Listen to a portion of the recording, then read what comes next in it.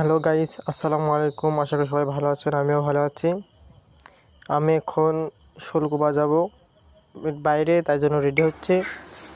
একটু বাইরে যাবো, তাই জন্য একটু পারফিউম মেরে নিই।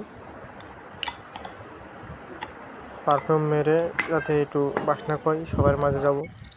এই যখন আমার বাড়ি থেকে আমার বাইকটা নিয়ে বের হয়ে পড়ি, ভাই চালাচ্ছে, আমি বসে রয়েছি পিছনে। বাইক নিয়ে দুজন মিলে ছুটেছি। দেখে আমাদের গ্রামে চারপাশে শুধু গাছপালা আর সব জায়গায় বাড়ি, তাই জন্য আমরা আর কি খুব সুন্দর পরিবেশটা, চারদিকে মাঠ, মধ্যখানে আমাদের গ্রামটা অনেক সুন্দর।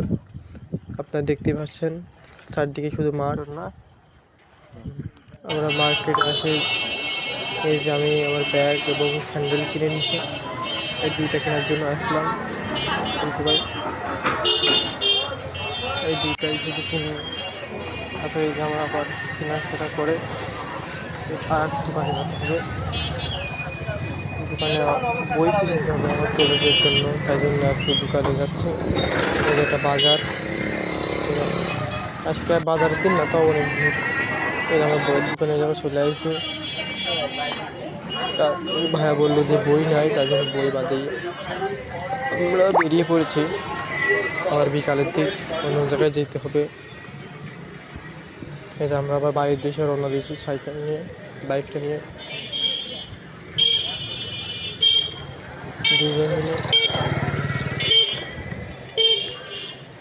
দুজন মিলে স্পিডের মাধ্যমে তার পা ব্যথা হয়ে যাচ্ছিল।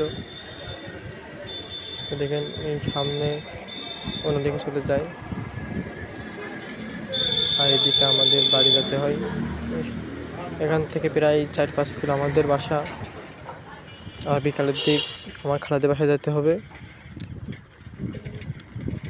এটা হলো ডায়াবেটিক্স হাসপাতাল বলে আর কি, আমাদের শোলকুয়ার ভিতর পড়ে এটা হাসপাতাল একটি। এই সামনে এটা হচ্ছে ফ্যাক্টরি, এখানে আপনার রুটি পাউরুটি যাবতীয় সব জিনিসই পাওয়া যায়, যে যেটা চাই সেটা পাবে। যেটা হচ্ছে ফ্যাক্টরি।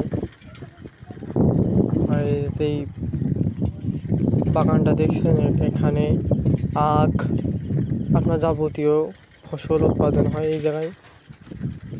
ছিল আখ ছিল, কিন্তু কেটে ফেলা দিয়েছে। তারপরে সামনে ঝাল গাছ লাগানো আছে, সামনে ঝাল গাছে অনেক ঝাল ধরেছে। এই যে লোকটা এখানে, ইনারই ভুঁই,